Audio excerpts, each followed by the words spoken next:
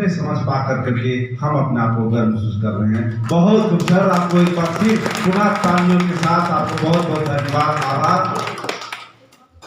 और अवसर मिलेगा तो फिर हम आपको बुलाएंगे और फिर सुनना पसंद करेंगे। सचमुच बेन के माध्यम से आपने यथार्थ के जो लकीर को आपने खींच करके हम सबों के बीच रखा। सचमुच आज के जो वर्तमान के दौर में चुनावी जो माहौल है, नेताओं के जो क्रियाकलाप हैं, उस पर आपने बहुत ही सटीक वेग रखा सर। बहुत बहुत धन्यवाद, आभार आपका। और अब अंतिम प्रस्तुति की ओर हम कदम बढ़ा रहे हैं। जैसा कि हम सब देख रहे हैं, एक हमारे सामने बैनर लगा हुआ है, नवल विहान साहित्य कला सांस्कृतिक मंच। संजोग से इन्होंने मुझे भी इसमें शामिल कर लिया और महासचिव जैसे पद पर हमको बैठा दिया। तो मैं अभी इसका उद्घाटन हुआ था तो चाची झील के किनारे इसी तरह का कवियों का महफिल सजा हुआ था, लेकिन उस महफिल में मैं वहां किसी कारणवश नहीं पहुंच पाया था और इसीलिए मुझे लगा उस नवल विहान को क्यों नहीं बीबीएम के प्रांगण में ही हम उसको आज एक अवसर दे करके उसे एक नए सिरे से कोयलांचल की धरा पर उगते हुए सूरज की किरण की तरह अपनी ज्योतिर्मय प्रकाश फैलाने के लिए एक जगह दे। और इसी कड़ी में हमने मनोज कुमार जी से संपर्क साधा कि इस वर्ष 21 फरवरी को हमारे यहाँ किसी तरह का कोई कार्यक्रम नहीं है, अगर हम साथ मिलकर विभाग के साथ और आपके बैनर तले कुछ लोगों को आमंत्रित कर अगर हम कार्यक्रम को करें तो कैसा रहा। एक दिन का मात्र बातचीत में हम लोगों ने ये कार्यक्रम का स्वरूप दिया और आज वह कार्यक्रम आप सबों के बीच है। मुझे लगता है आज के कार्यक्रम से निश्चित रूप से आपका भी खूब मनोरंजन हुआ होगा और कम से कम हम अपनी मातृभाषा को सम्मान करने के लिए जरूर सीखे होंगे। तो मैं बड़े ही आदर और सम्मान के साथ उस शख्सियत मनोज कुमार परमार जी को आपके तालियों के बीच में बुलाना चाहूंगा, जिन्होंने नवल विहान संस्था को स्थापित किया है और उनको हम सुनना पसंद करेंगे। तो बड़े ही आदर और सम्मान के साथ मनोज जी। सर्वप्रथम मां शांति को नमन करता हूँ। आज जो ये महफिल सजी है, जो ये मंच मिला है, आप लोग जो आज आप सबों का बहुत बहुत आभार।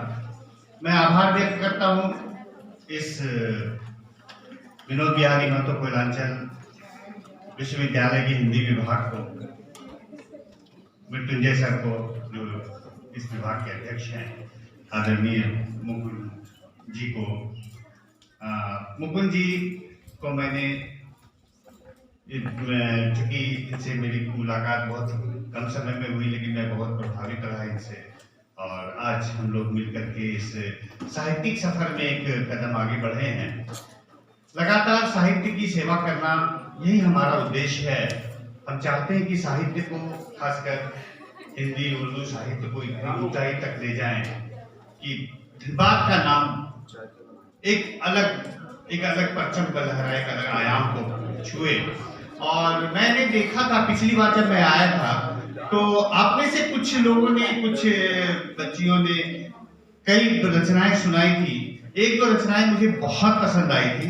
मैंने तभी समझ लिया था कि धनबाद का भविष्य और भी ज्यादा उज्जवल है। आप सब लोग अपने लिए बहुत। मैं चूंकि गजल पढ़ता हूँ, गजल लिखता हूँ, तो और हाँ एक चीज और है, पिछली बार जब मैं आया था तो बड़ा जल्दी में था। मैं आया और तुरंत भाग गया, सिर्फ एक मतला और दो शेर सुनाकर, क्योंकि मेरी कुछ व्यस्तता थी, कुछ व्यस्तता ऐसी थी कि मुझे जाना पड़ा। आज उसी गजल को मैं पूरा करना चाहूँगा। मैं उसी गजल को सुना देता हूँ, क्योंकि वो गजल कुछ नौजवानों के लिए, आप लोगों के लिए है, तो मैं वहीं से शुरू करता हूँ कि एक मतला और एक शेर के साथ शुरू करता हूँ कि पहले एक मतला और उसके बाद चंद अशार मैं सौंपता हूँ आप लोगों को। जीना भी कैसा जीना भला बेबसी के साथ। क्या बात है, बहुत बढ़िया। जीना भी भला कैसा जीना बेबसी के साथ। रख हौसला तू जीने का एक वानगी के साथ। रख हौसला तू जीने का एक वानगी के साथ। रास्ता पहाड़ देता जो दिल में जुनून हो। रास्ता पहाड़ देता जो दिल में जुनून हो। दुनिया खड़ी है रहती सदा मेहनती के साथ। दुनिया खड़ी है रहती सदा मेहनती के साथ। यह जिंदगी है इसको सदा जंग ही समझ। यह जिंदगी है इसको सदा जंग ही समझ।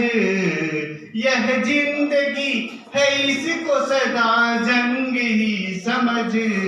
मिट जाती शख्सियत भी यहाँ बुज़दिली के साथ। मिट जाती यहाँ शख्सियत है बुज़दिली के साथ।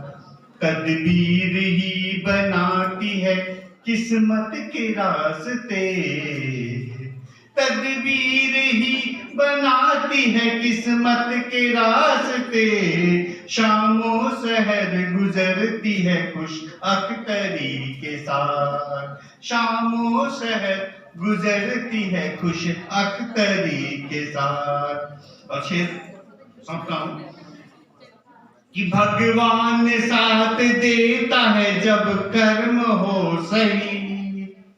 भगवान साथ देता है जो जब कर्म हो सही। खुशियां नसीब होती है बस बंदगी के साथ। खुशियां नसीब होती है बस बंदगी के साथ।